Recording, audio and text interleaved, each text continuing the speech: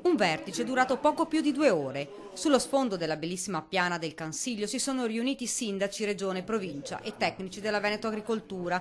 Sul piatto l'emergenza cervi.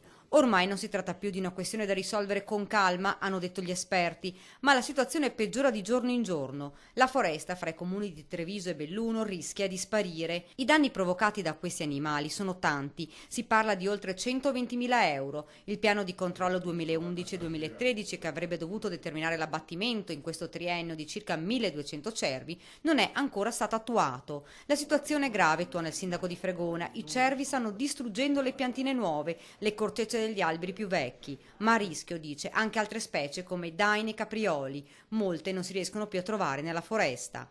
L'abbattimento sembra restare l'unica soluzione, ma sul metodo è battaglia. Unanime comunque è il no sulla possibilità di far arrivare in questa zona i cacciatori. Al termine della riunione una proposta. La sintesi è stata quella di recepire tutte le istanze che sono state sollevate non solamente dai sindaci ma anche dal Corpo Forestale piuttosto che da Veneto Agricoltura, dal settore anche dei cacciatori piuttosto che degli ambientalisti e predisporre innanzitutto una relazione che dovrà essere poi affrontata a livello di giunta regionale. Sorride, ma risponde con fermezza l'assessore Manzato alla proposta di far entrare nella foresta i lupi, una sorta di regolazione ecocompatibile.